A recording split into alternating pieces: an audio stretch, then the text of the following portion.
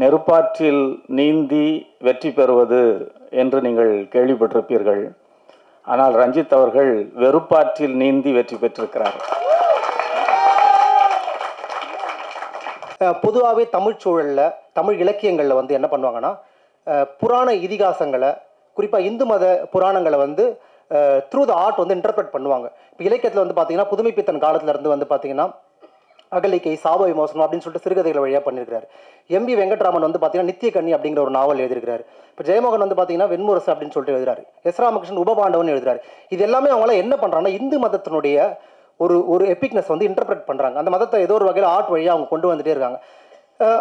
ஆனால் சினிமாவில் அது அந்த அளவுக்கு வந்துச்சான்னு கேட்டிங்கன்னா இல்லை. ஆரம்பத்தில் அப்படியே புராணமாகவே எடுத்தாங்க. ரொம்ப லேட்டாக தான் அது இன்டர்பிரட் பண்ண ஆரம்பித்தாங்க.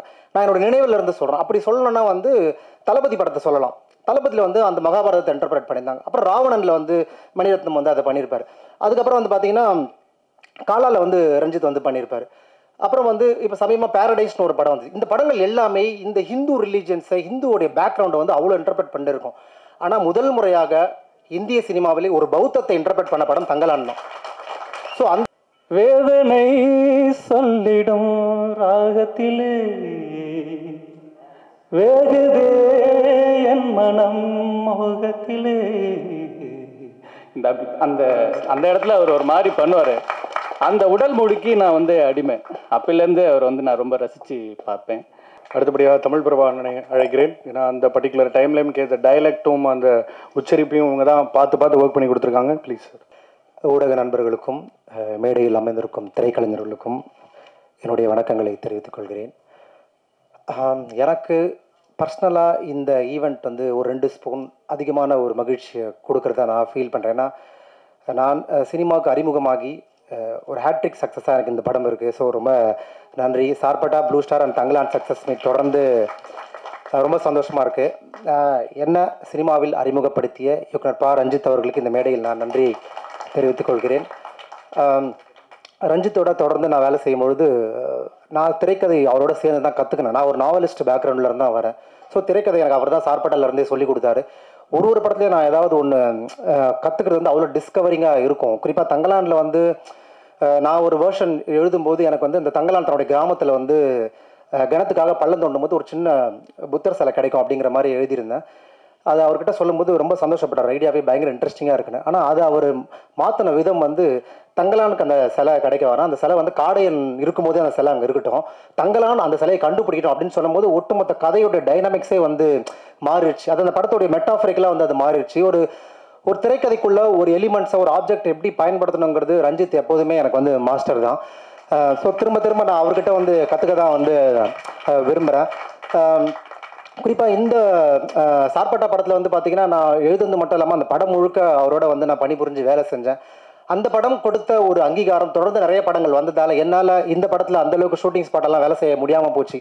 அப்படி இருந்த சில நேரங்களில் நான் வந்து ஷூட்டிங் ஸ்பாட்டுக்கு வரும்போது எனக்கு ரொம்ப ஏன் மனிதர்கள் வந்து ஒரு படம் வெற்றி அடையும், அதுக்கு இவ்வளோ கடினமான வழியை தேர்ந்தெடுக்கணும் அப்படின்னு எனக்கு தோணிட்டே இருந்தது. இங்கே இருக்கிற திரைக்கலைஞர்கள் அவ்வளோ அதுக்கு எஃபர்ட் போடும்போது அப்போ திரும்ப எனக்கு ஒன்று தான் தோணுச்சு.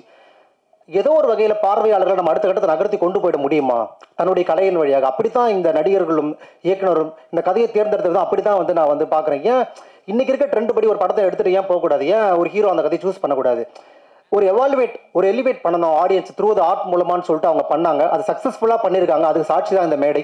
ஸோ அது வந்து திரும்ப நான் யோசிச்சுட்டே இருந்தேன் அப்பப்போ இந்த ஷூட்டிங் ஸ்பாட்டுக்கு வரும்போதெல்லாம். குறிப்பாக எனக்கு விக்ரம் சார், நான் ஆக்சுவலாக நான் அந்த மேடையில் சொன்னேன், அவர் அப்போ இல்லை சார். நான் சினிமாவில் போய் பார்த்த முதல் படம் கேஷ்னோ தியேட்டரில் மீரா படம் பார்த்தேன் நான் ஆக்சுவலாக.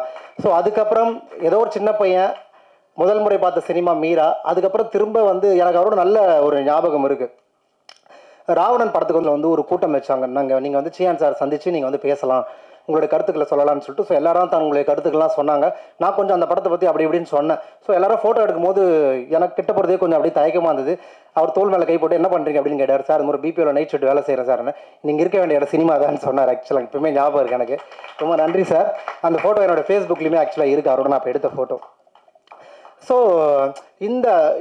இந்த சக்ஸஸ் வந்து ரொம்ப ஏன் முக்கியமாக பார்க்குறேன் அப்படின்னா, இப்போ இந்த படம் வந்து என்ன பேசுது, திரைக்கதை சார்ந்து, வசனம் சார்ந்து, நிறைய குறியீடுகள் சார்ந்து இங்கே இருக்கிற நானோ இல்லை இதை இயக்குனரோ நடிகர்களோ யாரும் சொல்ல வேணாம்னு நினைக்கிறேன். ஏன்னா அவ்வளோ இன்டர்பிரேஷன் இன்னைக்கு மக்கள் வந்து பண்ண ஆரம்பிச்சிட்டாங்க இந்த படத்தை பற்றி. அவங்க வந்து இந்த படத்தை பற்றி புரிஞ்சிக்க ஆரம்பிக்கிறாங்க. அப்போ இந்த படத்தை பற்றி நாங்கள் நிறையா பேசுகிறத விட அவங்க வந்து சொல்கிறதன் வழியாகத்தான் பல்வேறு பரிமாணங்கள் இந்த படத்துக்கு கிடைக்கும்னு நினைக்கிறேன். ஆனால் ஒரே ஒரு விஷயம் மட்டும் நான் வந்து இந்த மேடையில் சொல்லணும்னு நினைக்கிறேன். என்னன்னா இந்த படம் ரஞ்சித் வந்து ஒரு ஏன் கேம் சேஞ்சர் நம்ம சொல்கிறோம், ஏன் வந்து ஒரு பாத் பிரேக்கர் அப்படின்னு சொல்கிறோன்னா இந்த படம் அதுக்கு மிக முக்கியமான காரணமாக நான் பார்க்குறேன். ஏனென்றால் பொதுவாகவே தமிழ் சூழலில் தமிழ் இலக்கியங்களில் வந்து என்ன பண்ணுவாங்கன்னா புராண இதிகாசங்களை குறிப்பாக இந்து மத புராணங்களை வந்து த்ரூ த ஆர்ட் வந்து இன்டர்பிரட் பண்ணுவாங்க. இப்போ இலக்கியத்தில் வந்து பார்த்தீங்கன்னா புதுமைப்பித்தன் காலத்திலேருந்து வந்து பார்த்தீங்கன்னா அகலிக்கை, சாப விமோசனம் அப்படின்னு சொல்லிட்டு சிறுகதைகள் வழியாக பண்ணியிருக்காரு. எம்பி வெங்கட்ராமன் வந்து பார்த்தீங்கன்னா நித்திய கண்ணி அப்படிங்கிற ஒரு நாவல் எழுதியிருக்காரு. இப்போ ஜெயமோகன் வந்து பார்த்தீங்கன்னா வெண்முரசு அப்படின்னு சொல்லிட்டு எழுதுறாரு. எஸ் ராமகிருஷ்ணன் உபபாண்டவன் எழுதுறாரு. இது எல்லாமே அவங்களாம் என்ன பண்ணுறாங்கன்னா இந்து மதத்தினுடைய ஒரு எபிக்னஸ் வந்து இன்டர்பிரட் பண்ணுறாங்க. அந்த மதத்தை ஏதோ ஒரு வகையில் ஆர்ட் வழியாக அவங்க கொண்டு வந்துட்டே இருக்காங்க. ஆனால் சினிமாவில் அது அந்த அளவுக்கு வந்துச்சான்னு கேட்டிங்கன்னா இல்லை. ஆரம்பத்தில் அப்படியே புராணமாகவே எடுத்தாங்க. ரொம்ப லேட்டாக தான் அது இன்டர்பிரட் பண்ண ஆரம்பித்தாங்க. நான் என்னோட நினைவில் இருந்து சொல்கிறேன். அப்படி சொல்லணும்னா வந்து தளபதி படத்தை சொல்லலாம். தளபதியில் வந்து அந்த மகாபாரதத்தை இன்டர்பிரட் பண்ணியிருந்தாங்க. அப்புறம் ராவணனில் வந்து மணிரத்னம் வந்து அதை பண்ணியிருப்பார். அதுக்கப்புறம் வந்து பார்த்தீங்கன்னா காலாவில் வந்து ரஞ்சித் வந்து பண்ணியிருப்பார். அப்புறம் வந்து இப்போ சமயமாக பேரடைஸ்னு ஒரு படம் வந்து இந்த படங்கள் எல்லாமே இந்த ஹிந்து ரிலீஜியன்ஸை ஹிந்துவோடைய பேக்ரவுண்டை வந்து அவ்வளோ இன்டர்பிரட் பண்ணியிருக்கும். ஆனால் முதல் முறையாக இந்திய சினிமாவிலே ஒரு பௌத்தத்தை இன்டர்பிரட் பண்ண படம் தங்கலான் தான். ஸோ அந்த வகையில் it's very unique and Epic movie in Tamil cinema.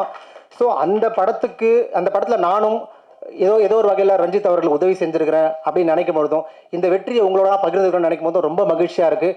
மேடையில் இருக்க திரைக்கலைஞர்களுக்கு எல்லாருக்கும் என்னுடைய வாழ்த்துக்களை தெரிவித்துக் கொள்கிறேன். குறிப்பாக அண்ணன் அழகிய பெரியவன் அவர்களோட ஒர்க் பண்ணும்போது எனக்கு வந்து நான் படித்து வளர்ந்த ஒரு எழுத்தாளர் அவர். ஸோ அவரோட குறிப்பாக இந்த டயலக்ட் இந்த ஸ்லாங் வந்து ஏன்னா தமிழ் சினிமாவில் இது வரைக்கும் பதியப்படாத ஒரு வட்டார வழக்கு இது. நீங்கள் சென்னை, மதுரை, திருநெல்வேலி, என்னென்ன கோயம்புத்தூர் எல்லாமே வந்திருக்கு. இது ரொம்ப நுட்பமான ஒரு வேலூர் மாவட்டத்தில் வட்டார மொழி. அதனால இதை புரிஞ்சுக்கிறதுக்கு நமக்கு சிரமமாக இருக்குது அப்படின்லாம் சொல்கிறாங்க. அதை தாண்டி இந்த படத்துடைய வசனம் மக்கள்கிட்ட போய் சேர்ந்திருக்கு.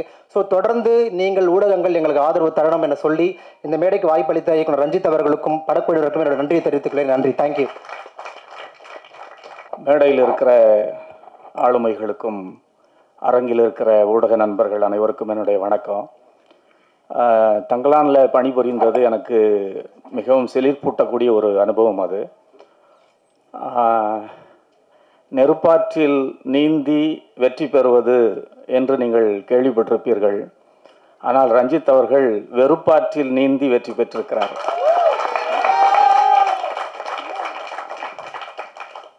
இதுவரைக்கும் எந்த படத்துக்கும் இப்படி எதிரும் புதிருமான விமர்சனங்கள், விவாதங்கள், கருத்துகள் வந்ததை நான் பார்த்ததில்லை. அந்த அளவிற்கு இது ஒரு பெஞ்ச்மார்க் ஃபிலிம் என்று சொல்லலாம். ஏற்கனவே நான் வந்து ஆடியோ லான்ச்சில் நான் சொன்னேன், இது வந்து ஒரு வரலாற்று முக்கியமான ஒரு படம் என்று சொல்லி. அதே போலத்தான் மறுபடியும் நான் அதை வந்து சொல்ல விரும்புகிறேன். அமெரிக்காவிலேருந்து ஒருத்தர் பேசுகிறாரு, அம்மாப்பேட்டையிலேருந்து ஒருத்தர் பேசுகிறாரு, ஆட்டோக்கார் பேசுகிறாரு, ஆசிரியர்கள் பேசுகிறாங்க. எல்லாருமே யார் திரும்பினாலும் எங்கே திரும்பினாலும் தங்கலான், யார் பேசினாலும் தங்கலான். இப்படி ஒரு டாக் வந்து எந்த படத்துக்குமே நான் இது வரைக்கும் கேட்டதே இல்லை. அது முழுக்க இந்த படம் டீல் பண்ண அந்த விஷயங்கள், அதில் காட்டப்பட்ட ஒரு வரலாறு, குறியீடுகள், அதையெல்லாம் தாண்டி நான் என்ன நினைக்கிறேன்னா ஒரு அசலான ஒரு எளிய மனிதனுடைய கோபம், தகித்து கொண்டிருக்கிற ஒரு கோபம் வந்து இந்த படத்தில் இருக்குது. அந்த கோபம்தான் அந்த உரிமை குரலாக மாறி இந்த படத்தில் வந்து வெளிப்பட்டிருக்கிறது அப்படின்னு நான் நினைக்கிறேன். இந்த படத்தில் நான் பணியாற்றியதற்கு மிகப்பெரிய ஒரு காரணம் அன்புக்குரிய தம்பி இயக்குனர் ப. ரஞ்சித் அவர்கள். எனக்கு எப்பொழுதுமே அவர் மீது பெரிய ஒரு மதிப்பும் மரியாதையும் அதைவிட பேரன்பும் உண்டு. அது இன்னும் அதிகமாகி இருக்கிறது. அது மட்டும் இல்லாமல் இந்த படத்தில் நான் மிக சொற்ப நாட்கள், சில நாட்களில் வந்து 2-3 ஷெட்யூல்ஸ்க்கு போன போது நடிகர்களோடு அங்கே இருக்கக்கூடிய குழுவினரோடு நான் வந்து ரொம்ப இயல்பாக பழகினேன். எல்லாருமே அற்புதமான மனிதர்கள். குறிப்பாக இங்கே வந்து லாபியில் உள்ளே உட்கார்ந்துட்டு இருந்தபோது விக்ரம் சார் வந்துட்டு சந்தோஷமா அப்படின்னு கேட்டார். என்ன அந்த கேள்வி வந்து என்னை ரொம்ப யோசிக்க வச்சிருச்சு. இது ஒரு மிகப்பெரிய சந்தோஷம் தான். இதை விட வேற என்ன சந்தோஷம் இருக்க போகிறது? அவ்வளோ பெரிய ஒரு மகிழ்ச்சி, மாபெரும் உழைப்பை அவர் வந்து கொட்டி இருக்கிறார். உண்மையிலேயே அனைவருக்கும் என்னுடைய மனதின் ஆழத்திலிருந்து நன்றியை நான் தெரிவித்துக் கொள்ள விரும்புகிறேன். முக்கியமாக திரு ஞானவேல் ராஜா, தனஞ்சயன் அவர்கள், அது மட்டுமின்றி என்னோடு எப்பொழுதுமே கூடவே இருந்த அன்புக்குரிய தம்பி தமிழ் பிரபா, அப்புறம் என்னோட தொலைபேசியில் எப்பொழுதுமே தொடர்பிலேயே இருந்து கொண்டிருந்த டயலாக்ஸ் சம்பந்தமாக இந்த வார்த்தையை எப்படி உச்சரிக்கலாம், இங்கே என்ன போடலாம் அப்படின்னு சொல்லி சில நேரங்களில் கேட்பாங்க.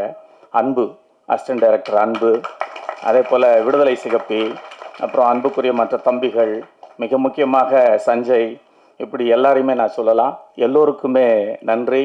இந்த படத்தை நீங்கள் தான் வந்து தூக்கி சுமந்துருக்கிறீங்க, இங்கே இருக்கக்கூடிய ஊடக நண்பர்கள்.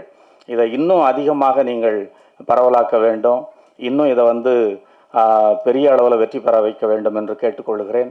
இந்த அற்புதமான நினைவுகளோடு உங்களிடமிருந்து விடைபெறுகிறேன். நன்றி. Thank you madam, thank you so much. அடுத்தபடியாக மௌனம் யாத்ரிகா அவர்களை ஒரு சில வார்த்தைகள் பேச அழைக்கிறேன். பங்காளி, அரங்கத்தில் இருக்கக்கூடிய எல்லா பங்காளிகளுக்கும் என்னுடைய வணக்கம். பங்காளிகள்னா சகோதரர்கள் தான், சித்தப்பா, பெரியப்பா, அண்ணன், தம்பி எல்லாத்தையும் நம்ம பங்காளின்னு தான் சொல்லுவோம். அதில் ஊடக பங்காளிகளுக்கும் இங்கே வந்திருக்க எல்லா பங்காளிகளுக்கும் என்னுடைய வணக்கம். கவிதையில் பங்காளின்னு ஒரு வார்த்தை எழுதி இலக்கிய உலகத்தில் பிரபலப்படுத்தினேன். அதை இன்றைக்கி உலகம் முழுக்க பிரபலப்படுத்தியிருக்கிறாரு ஜெயன் சார் அவருடைய குரலால். அந்த கவிதையை தன்னுடைய படத்தில் வச்சு இன்றைக்கி வந்து ஒரு உலக கவிதையாக வேட்டுவத்தை மாற்றிருக்கக்கூடிய நண்பர், என்னுடைய தோழர் இயக்குனர் ரஞ்சித் அவர்களுக்கு என்னுடைய நன்றி. எங்கேயோ கவிதையிட்டு இருந்த என்ன சினிமாவில் பாடல் எழுத முடியும், வசன கவிதை எழுத முடியும் அப்படின்னு நம்பி கொண்டு வந்து சேர்த்து அதை வெற்றியும் அடைய வச்சிருக்கிறாரு. எனக்கு அந்த வெற்றியை சேர்த்து பகிர்ந்தளிச்சிருக்கிறாரு இயக்குனர் அவர்களுக்கு என்னுடைய நன்றியை நான் எப்போதும் தெரிவிச்சுக்கிறேன். சேன் சாருடைய அந்த ஒரு 2 வரி இருக்குது பாருங்க, நான் ஆக்சுவலாக ஆடியோ லான்ச்சிலே பாடணும்னு நினச்சேன், பாடலாம். வேதனை சொல்லிடும் ராகத்திலே வேகுதே என் மனம் மோகத்திலே. இந்த அந்த அந்த இடத்துல அவர் ஒரு மாதிரி பண்ணுவார். அந்த உடல் மொழிக்கு நான் வந்து அடிமை. அப்போலேருந்து அவர் வந்து நான் ரொம்ப ரசித்து பார்ப்பேன். தங்கலாம் இல்லை, அந்த வசன கவிதையை பேசும்போதெல்லாம் பயங்கரமாக இருந்துச்சு அவர் பார்க்குறதுக்கு. இது எனக்கு கவிதையை வாசிக்கிறதுனே பிறந்த ஒரு மாதிரி. உண்மையிலே ரொம்ப இந்த இதுக்கு நான் வந்து என்னோட ரஞ்சித்துக்கு தான் நன்றி சொல்லிக்கிறேன்.